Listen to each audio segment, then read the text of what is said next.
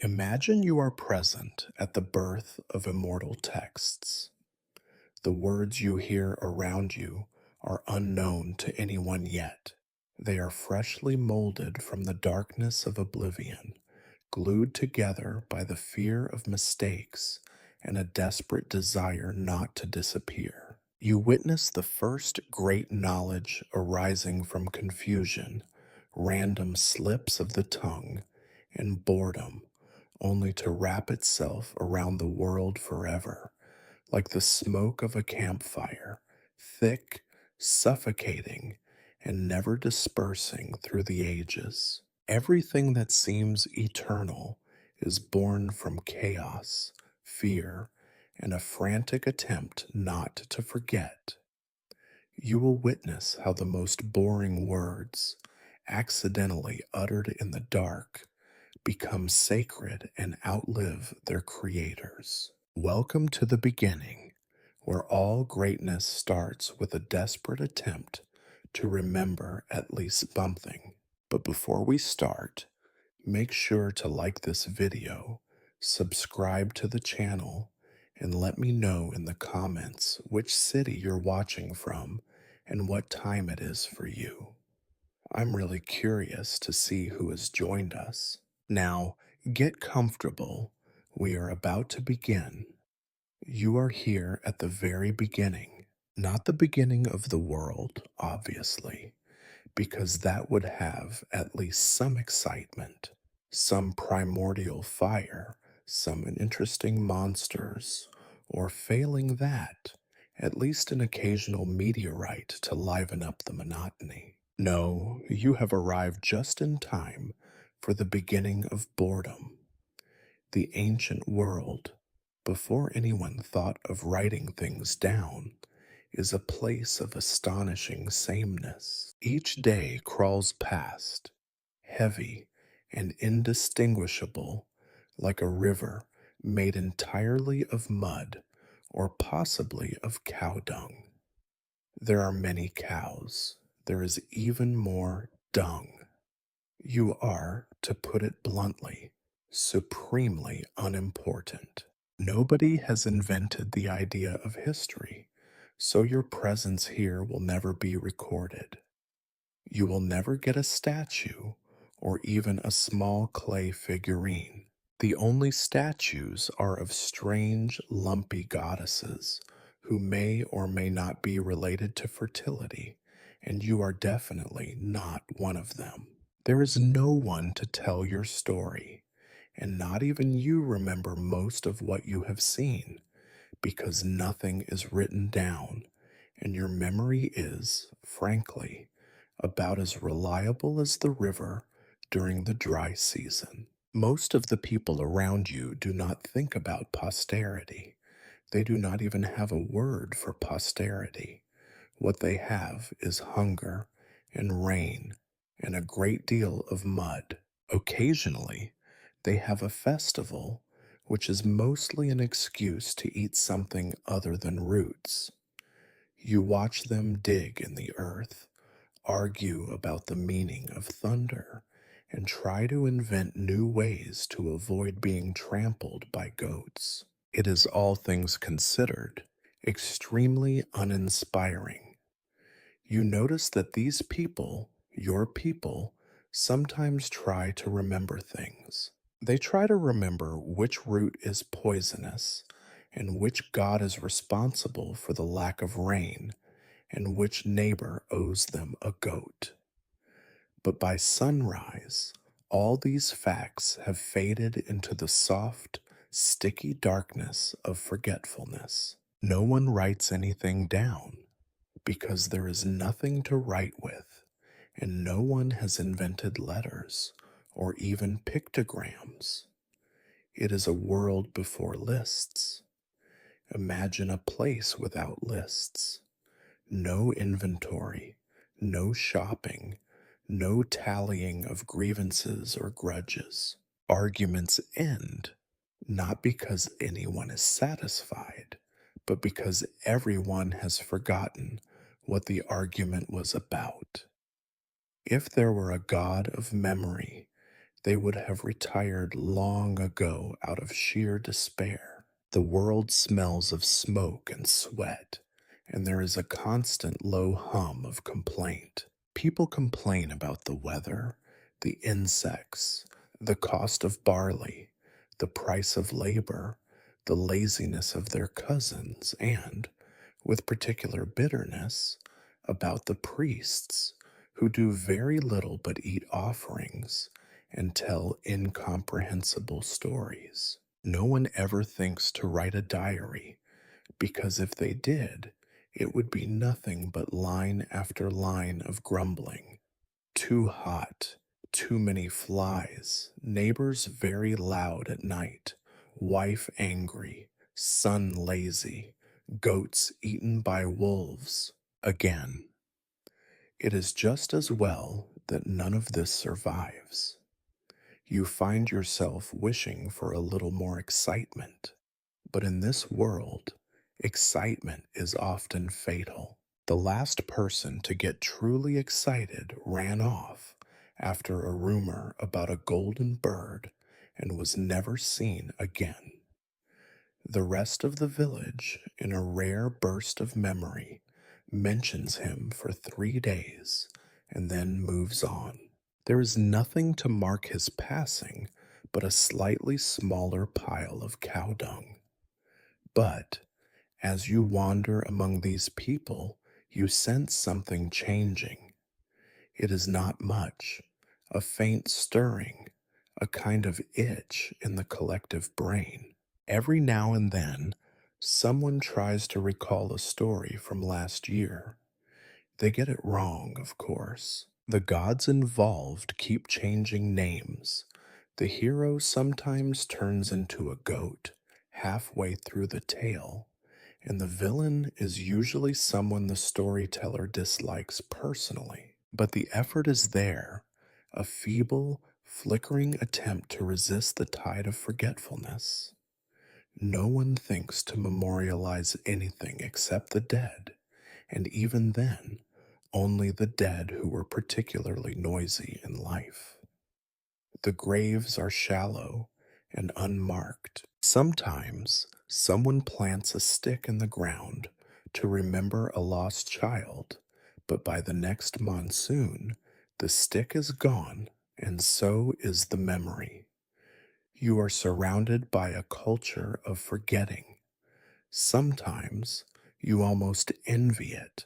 Nothing is written down, which means nothing is ever truly held against you. Mistakes fade, arguments dissolve, promises are only as good as the next sunrise. But you cannot shake the feeling that something is missing, a sense of continuity, a thin thread stretching from past to future. It would be nice, you think, if someone bothered to keep track. It would be nice if someone remembered. Night falls. The only stories are the ones people mumble to themselves as they fall asleep. Stories that will drift into dreams and be lost by morning. You realize with a shudder that in this world everything is temporary. The only permanence is the dirt, the endless repetition of days, and the fact that the goats will always find a way to get into the millet field. Somewhere in the darkness, you hear a cough, and someone starts telling a story, an old, old story about how the world was made from the body of a giant. The story is different every night. Some nights the giant is kind, other nights he is hungry. Sometimes the story ends with a song, sometimes with silence, but always, by dawn, it is forgotten.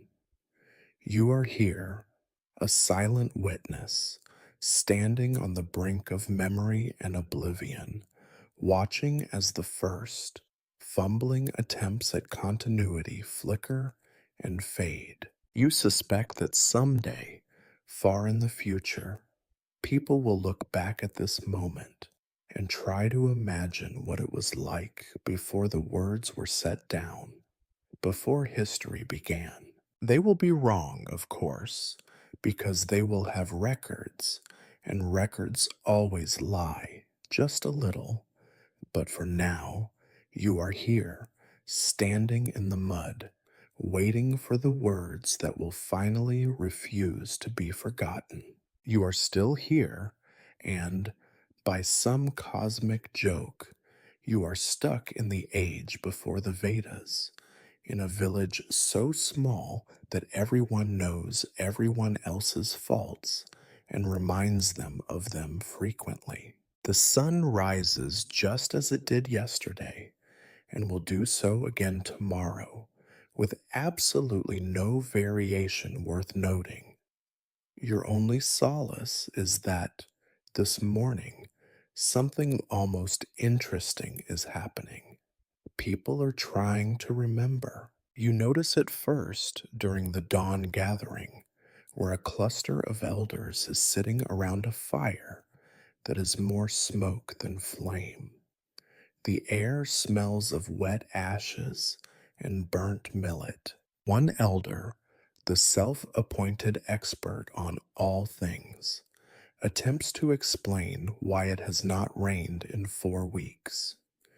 He tells a story about a god whose name changes every time someone interrupts with a correction.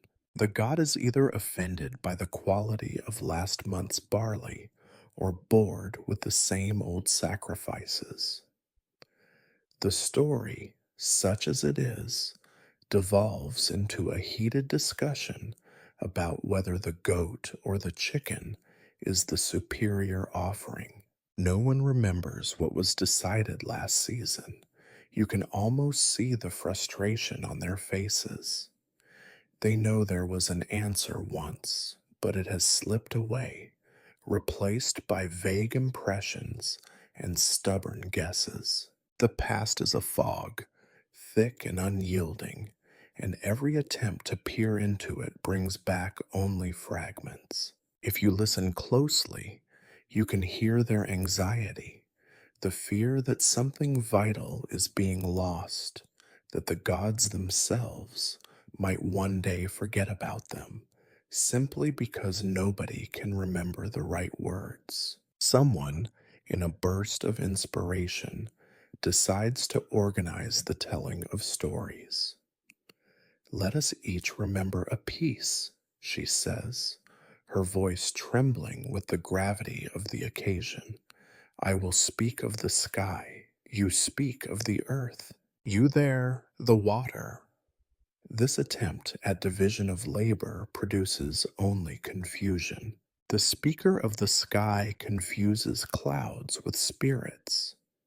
The speaker of the earth forgets the ending, and the speaker of water goes on so long about fish that everyone forgets why they gathered in the first place. And yet, despite the confusion, something has changed. You can sense it, the earliest, weakest birth pangs of memory as a collective project. The people are not content with forgetting anymore. They try, haltingly, to repeat the same words every night. The words do not always fit together, and sometimes they contradict each other, but the effort itself is new. Someone mutters, "Last night when it was different." Another replies, "Then let us agree on tonight's version and remember it together." You feel a shiver of foreboding because you know how difficult it will be to get more than 3 people to agree on anything. The next night, they try again. Someone forgets their part and invents a new one on the spot. Another insists that her grandmother told it differently. The elders argue, children giggle, and the stories grow in the telling, becoming longer, stranger, sometimes frightening. What began as an attempt to remember the proper way to pray has turned into a contest of creativity. The gods multiply with every retelling. Some of them are no longer satisfied with rain. Now they want honey, or sweet cakes, or the promise that someone will never again speak to their neighbor's goat. You are struck by the chaos of it all. If this is the beginning of tradition, you think, then tradition is a beast with many heads and no memory at all. You note with grim amusement that the first attempt at official doctrine is actually a festival of improvisation. Yet, even as you observe this parade of confusion, you realize that a pattern is forming, like ripples in muddy water. Certain words are spoken with more gravity. Certain phrases are repeated night after night. You notice that the children who pretend not to care are the ones who remember best.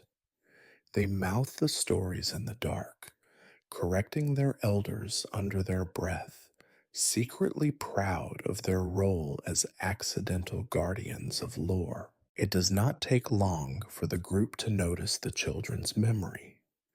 Suddenly, the task of remembering is delegated to the young, as if age and wisdom have been traded for nimble tongues and sharp ears. The elders become self appointed editors, criticizing every mistake while refusing to remember their own. The stories grow in importance, and the stakes of accuracy become, in a word, ridiculous. One night, someone mispronounces the name of a minor river spirit, and three people do not sleep out of fear that they have doomed the village to drought. Despite the anxiety, you see a strange determination settling in. A few bold souls try to devise tricks for memory, rhymes, songs, patterns of clapping and stamping feet. The most ambitious among them begins to repeat certain phrases with exaggerated solemnity, as if trying to convince even the inattentive gods that these words are not to be trifled with. You realize that this is the beginning of something both ridiculous and dangerous. The idea that words themselves have power, provided only that you remember them correctly. Soon, the first rules are born. Say this at dawn and this at dusk. Never, ever forget the middle part. The rules are memorized, then misremembered, then argued over until nobody is certain what the rules were in the first place. You watch, half amused and half horrified, as what began as a simple attempt not to forget becomes a complicated tangle of obligations. There is a rule for everything: which words to say when it rains, which song to sing when a child is born, which insults are permissible when the goats escape. The world has changed, you realize, in a way that is almost imperceptible but completely irreversible. No one has written anything yet, but everyone acts as if the right words have always existed, just out of reach, somewhere in the collective memory. You think about the old days, by which you mean last month, when everyone forgot everything by morning. Now, people go to sleep rehearsing lines, terrified of being the one who forgets. It is, you suppose, progress, but you cannot help noticing how much energy is now spent on arguing about who remembered what and how. There is a new kind of status. The person who knows the most words is now more important than the person with the largest goat. People begin to lie about what they remember pretending to have heard things from ancestors nobody else has ever met. The stories grow longer, more baroque, less connected to anything that actually happened. History, if it could be called that, is being invented in real time, and you, lucky you, are here to witness it. At the end of a long night, as the fire burns low and the air is thick with disappointment and smoke, someone sighs and says, "It would be easier if we could just write it all down." You are tempted to agree, but you know better. Writing will not save them from their arguments. If anything, it will give them new things to argue about. But that, mercifully, is a problem for another era. For now, you are stuck in the age of the spoken word, where every night is a rehearsal, every morning is a forgetting, and tradition is only as reliable as the memory of a child who would rather be chasing frogs. You watch the villagers settle into uneasy sleep, stories swirling in their dreams, half remembered and half invented, destined to be retold, reshaped, and eventually revered. In the darkness, you realize you have just witnessed the first faltering steps of collective memory, the birth of something that will outlast every single one of them. You are still here, perhaps out of habit, or perhaps because you suspect that at some point something truly momentous will happen and you will not want to miss it. You have witnessed the struggle to remember and the invention of rules, the anxious rehearsals, the swelling self importance of those who claim to know the most words. But now, a new obsession takes hold. The terror of forgetting has become so great that someone, somewhere, decides the only solution is to force everyone to repeat the same thing, the same way, at the same time, every single day. The man responsible is a priest, of course. He is not especially wise or charismatic, but he has one thing going for him: an unrelenting capacity for boredom. His devotion is measured not in spiritual enlightenment, but in how many hours he can force others to listen to him recite the same phrases. He gathers a group around him, those willing, those unwilling, and those too slow to escape, and begins to drill them. "Say it after me," he commands, over and over. "No, not like that. Like this, with more reverence, with less coughing, with the proper intonation, or the gods will take offense and the millet will fail." And so it begins. The first conscious attempt at perfect repetition. You watch as a new ritual forms, one built not on belief, but on the bone deep fear that the smallest mistake will bring disaster. The villagers are no longer content to mutter stories by the fire. Now they recite them in unison, their voices strained with effort and suspicion. There are rules for standing, for bowing, for pronouncing each syllable with just the right amount of humility and dread. It is a tedious business, and most people are bad at it.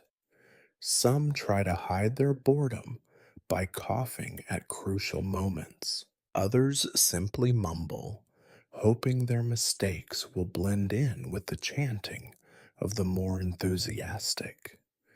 But the priest is vigilant.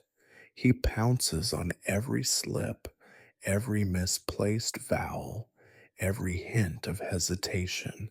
"Again," he demands, and again and again. By the end of the day, The words have lost all meaning. They have become sounds, shapes in the mouth, repeated so often that even the gods might be sick of hearing them. Yet, in this endless repetition, something strange happens. The words begin to stick. The same phrases are spoken day after day until even the goats can recognize the opening lines. Children, bored out of their minds, start to chant along in their sleep. For the first time, a kind of memory emerges that is not reliant on any one person, but shared by the entire group, a living, collective record more enduring than any single mind. This, you realize, is how the first Vedas are born, not through inspiration, but through sheer, relentless monotony. There is no magic, no sudden flash of insight. There is only the slow, grinding pressure of habit, the fear of forgetting, and the terrible certainty that if you get it wrong, something awful will happen. You wonder, not for the first time, whether the gods appreciate all this effort or if they, too, have learned to tune it out. Then, inevitably, comes the first mistake. It is not dramatic. No lightning falls from the sky. The priest, weary after a particularly long day of repetition, misremembers a word. Maybe his throat is sore, or his mind is wandering. Maybe he is simply bored. Whatever the reason, he changes. The light of dawn blesses the earth to the light of dawn presses the earth. It is a small slip, barely noticeable, but he does not correct himself. The villagers, terrified of contradicting him, repeat the phrase. It enters the ritual, unchallenged, and from that day forward, the dawn does not bless but presses. No one knows what this means, but everyone agrees it is very important. You witness the birth of the immortal typo. From this day, the pressing of the dawn will be chanted by generations, its meaning debated by scholars, its significance embroidered with wild speculation. People will invent elaborate explanations. Perhaps it means the weight of destiny, or the inevitability of suffering, or just the pressure of being awake so early in the morning. You know, of course, that it was simply a mistake. But try telling that to anyone 1,000 years from now, and they will call you a heretic. The villagers are now prisoners of their own invention. Every word, once spoken, becomes sacred. The pressure to preserve the ritual perfectly grows unbearable. Mistakes, when they happen, are not admitted. They are retroactively justified. Ah, yes, the pressing of the dawn, a profound truth hidden from ordinary mortals. Arguments erupt over the correct version, and soon factions emerge. Each group is convinced their pronunciation is the only one pleasing to the gods. The ritual designed to unite becomes a source of division. You cannot help but marvel at how quickly error becomes tradition. It is not just words that are preserved, but all the accidents, all the mishearings, all the awkward pauses and strange hesitations.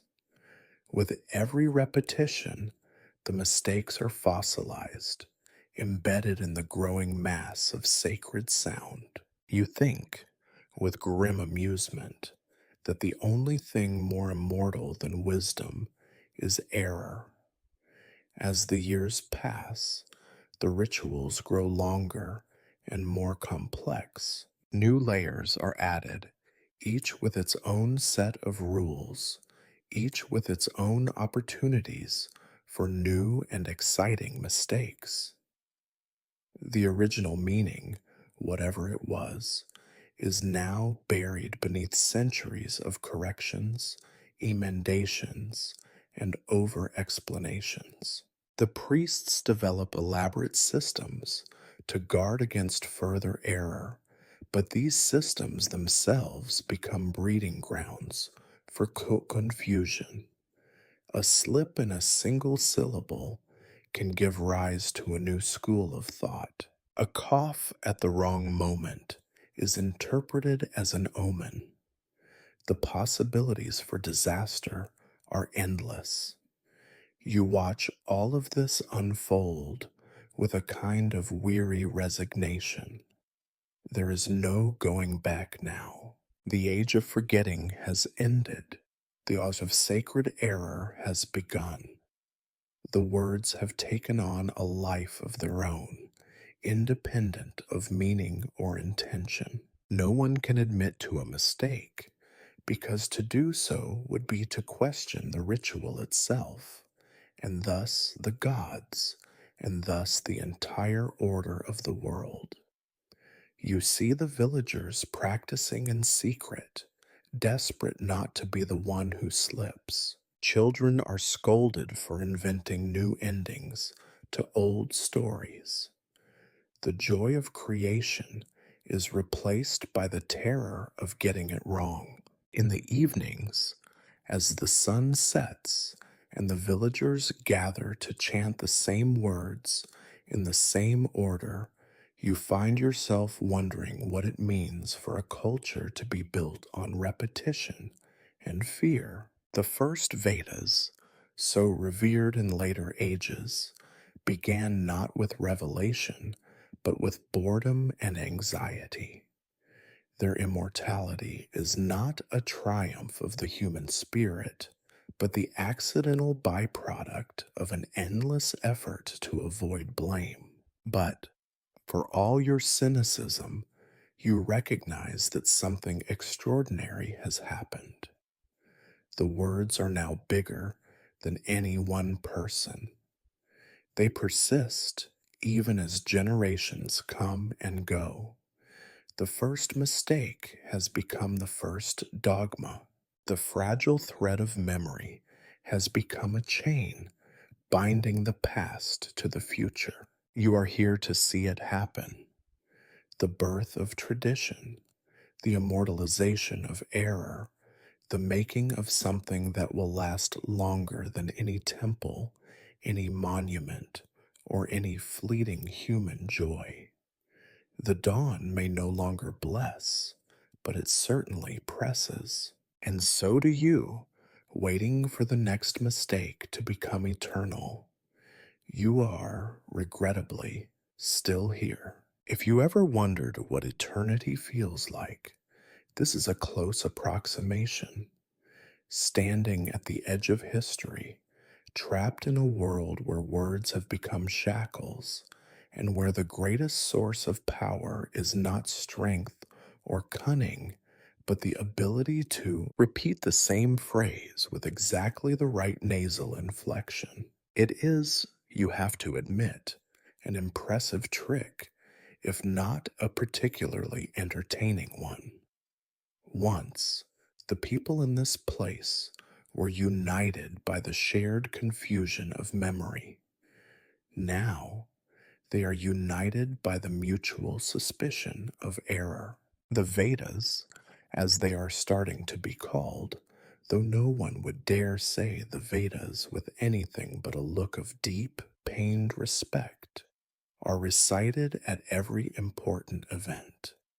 Births, deaths, harvests, and most ironically, arguments about whose recitation is more accurate. You watch as the priests, those professional guardians of the sacred syllable, begin to develop an elaborate social hierarchy based entirely on who remembers what and how convincingly they can insist that others are wrong. The debates are interminable.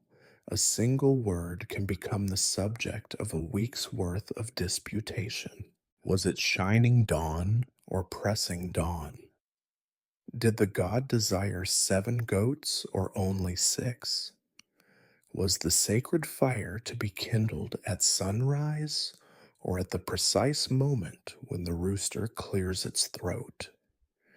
Each participant is utterly convinced of their own correctness and, more importantly, of the devastating consequences should anyone else prevail. The punishment for error, once a simple frown or a muttered complaint, is now far more ominous. A misplaced syllable can mean exclusion from the feast, or in especially dire circumstances, the ominous threat of the gods themselves taking offense, a disaster for which there is, naturally, a special and even longer ritual. If you thought the actual content of the Vedas might be inspiring, think again. You have listened night after night to these intonations. Sometimes you amuse yourself by counting the number of synonyms for cow. It is more than 20. It is always more than you expect.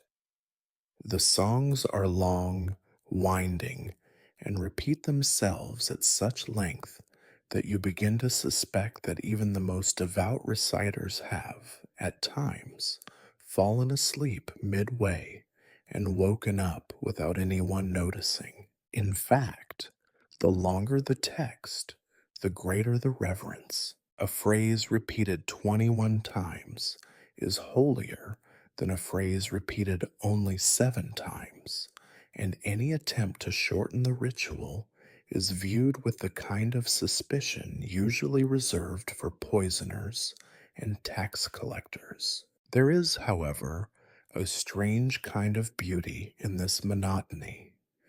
The rituals are, if nothing else, consistent. Each action is prescribed, each syllable weighed and measured.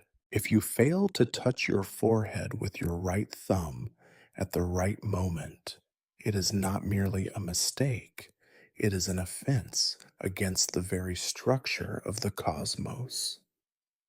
The priests are vigilant, vigilant to the point of exhaustion.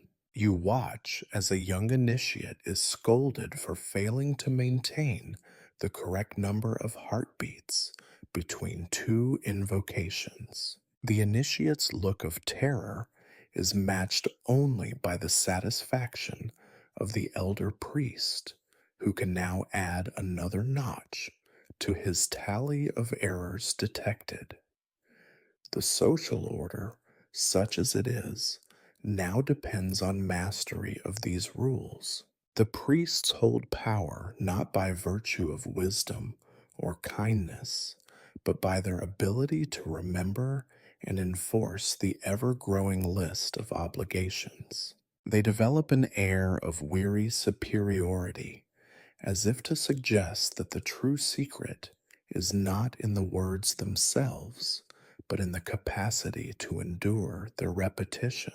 Outsiders, and those of lower status, are kept firmly in their place by the sheer weight of ritual. If you do not know the correct words, you do not belong. If you do not belong, you do not matter. Is you realize, a perfect system for the perpetuation of boredom. No one can ever truly master all the rules because the rules are always changing, evolving, multiplying, like weeds in a neglected garden. Every year, a new festival is added. Every decade, a new interpretation arises, and with it, a new set of mandatory procedures. By the time anyone has memorized the essentials have doubled in number and become 3 times as obscure. Even the gods you suspect would struggle to keep up. Their preferences are a moving target. One year, they demand pure ghee. The next, a particular kind of flower or a chant performed at a precise angle to the sun. The priests pretend to divine the divine will through dreams, signs, or the ever reliable method of arguing until the sun sets and everyone forgets what the original question was. Yet, for all its flaws, this system has acquired a kind of terrible grandeur. People speak of the word with awe. The very difficulty of the rituals is taken as evidence of their importance. If it were easy, they say, it would not be sacred. Suffering through a night-long recitation becomes an act of piety, a proof of seriousness. Children are taught from an early age to recite lines they do not understand, to bow at moments they cannot explain, to fear mistakes more than misfortune. It is a culture built on the dread of error and the deep, unspoken suspicion that the only thing worse than getting it wrong is failing to try at all. You, meanwhile, keep watching. You watch as an old man, exhausted, accidentally repeats a line twice. Rather than correct him, the others hurriedly adjust the ritual, pretending it was always this way. Later, when someone else tries to repeat the mistake on purpose, he is scolded for presumption. The logic of tradition is impenetrable. What was once a mistake becomes law, and what is law today may be forbidden tomorrow. The only thing more powerful than the words themselves is the silence between them. There are long, tense pauses during rituals where everyone waits, breath held, to see who will falter first. The social consequences of a misplaced cough or a mispronounced God's name are immediate and severe. The tension is so thick that even the goats fall silent, sensing that something momentous, if incomprehensible, is happening. And yet, for all this seriousness, you cannot shake the feeling that much of it is, at heart, absurd. The endless repetition, the obsession with detail, the elevation of the trivial to the status of cosmic law, all of it is so heavy, so cumbersome, that it seems to exist solely to weigh people down. The rituals are so complex that to perform them correctly is a feat worthy of legend, and to perform them incorrectly is to risk everything from public shame to eternal damnation. But the greatest irony is this: people love it. They love the rituals, the repetition, the certainty. They love the feeling that, in reciting these ancient words, they are connecting to something greater, even if that something is mostly confusion layered on confusion. The words become a shield against the unknown, a barrier between themselves and the terrifying emptiness of forgetting. To know the words is to belong. To belong is to matter. So you stand at the edge of the firelight, listening to the endless, soporific drone of sacred syllables, and you realize the Vedas have become more than just words. They are a map of anxiety, a fortress built against the darkness, a monument to the human need for order in a world that refuses to provide it. Every line, every pause, every trembling syllable is freighted with the hopes and fears of those who recite them. And you, ever the witness, can only watch as the cycle continues. More rules, more rituals, more sacred boredom. You know now that these words, born of accident and repetition, will outlast every one of their reciters. The text has become myth, not because it is profound, but because it is unyielding. In the end, it is not wisdom or beauty that survives, but endurance. The Vedas are here to stay, as tedious and immortal as time itself. You are still here. You are always here. Time has begun to lose its shape, stretched thin and worn transparent by the endless repetition of sacred syllables. You have now watched as mistakes became doctrine, as doctrine became ritual, and as ritual transformed into the tangled, unbreakable net of tradition. The air you breathe is heavy with the words of the Vedas, words that were, once upon a time, little more than the feverish improvisations of tired villagers and anxious priests. Now, those same words are spoken with the grave solemnity reserved for the sentences of kings or the last wishes of the dying. You have seen whole lifetimes pass beneath the slow weight of these texts. Boys become men, and men become old, and as each generation grows up, it learns to fear and revere the same awkward turns of phrase, the same arbitrary rules, the same elaborate precautions against divine displeasure. You are a silent witness to the way time stretches, loops, and folds in this world. Every ritual is a rehearsal for the next. Every prayer is an echo of the previous. Every mistake is immortalized. Every correction, an act of treason against the past. The Vedas are now so old that no one remembers a time without them. Children are born into a world where these words have always existed, much as the sun has always risen and the cows have always chewed their cud. Priests spend their lives in endless study, trying to tease meaning from the ancient lines, arguing over the significance of misplaced syllables, dreaming up ever more elaborate justifications for their continued authority. The longer the text endures, the more sacred it becomes. The harder it is to understand, the more vital it seems.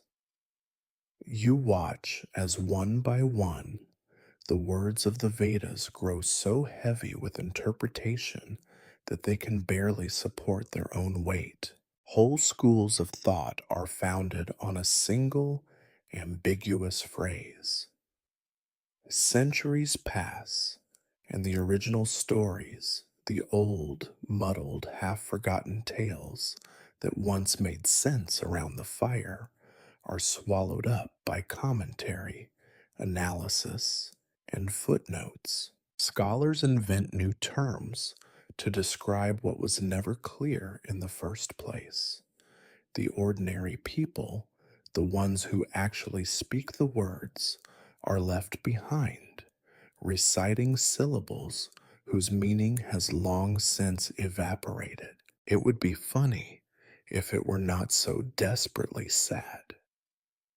You remember the faces of those first storytellers, their confusion, their laughter, their frustration when they got it wrong. You remember the wild creativity of children, making up new endings, inventing new gods, giving every animal a secret name. All that is gone now, buried beneath the crushing authority of tradition. The words must be spoken as they have always been spoken. The stories must be told as they have always been told. To do otherwise is not merely a mistake, it is an offense against everything that matters. In Mesopotamia, you cannot help but feel a strange admiration for the stubborn persistence of it all. Generation after generation, people keep returning to the same lines, the same rituals, the same endless cyclical struggle to do things exactly as they were done before. Why? Not for wisdom, not for joy, but for the comfort of knowing that something, at least, does not change. The world may be unpredictable, the weather may fail, enemies may come and go, but the words endure. They are the bedrock on which all else is built. Sometimes, as you linger in the half light at the edge of a ceremony, you imagine what those first priests would think if they could see what their inventions have become. Would they be proud to know that their mistakes have become holy, that their improvisations are now law? Or would they, like you, be stifled by the endless repetition, the suffocating certainty that there is no escape from the words they set in motion? Perhaps they would laugh. Perhaps they would weep. Most likely, they would simply start a new argument. You notice, too, that each new generation adds its own small twist, a new pronunciation here, a subtle change in gesture there, a forgotten line replaced with another. These tiny mutations, too small to notice at first, slowly accumulate. Some are caught and corrected, others slip through and become, in time, the next unbreakable rule. The tradition, for all its obsession with sameness, is always quietly changing.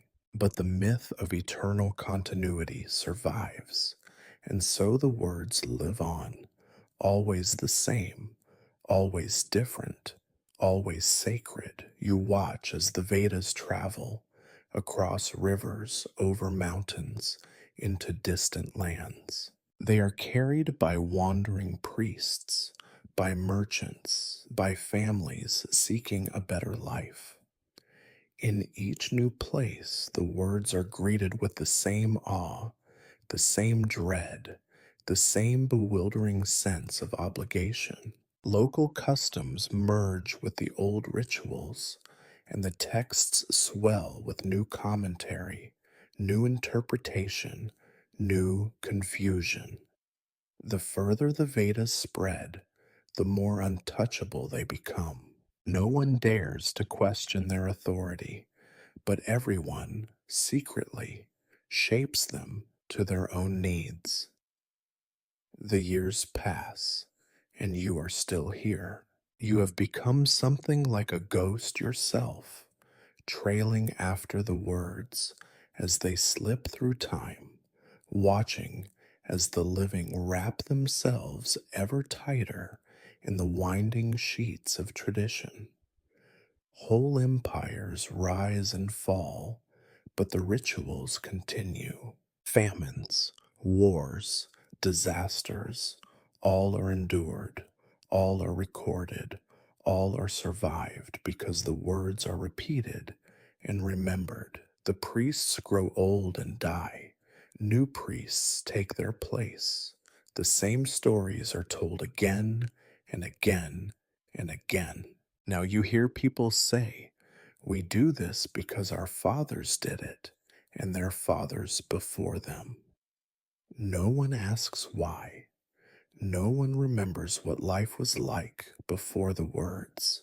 To belong to the community is to speak the words, to perform the rituals, to obey the rules, to accept the authority of tradition without question. Those who forget are gently corrected or sometimes harshly punished. Those who innovate are met with suspicion or quietly ignored. The Vedas, born of boredom, fear, and accident, have become the spine of a civilization. You, who have seen it all, understand the bitter irony. The first authors of these words would never have stayed awake through a full recitation.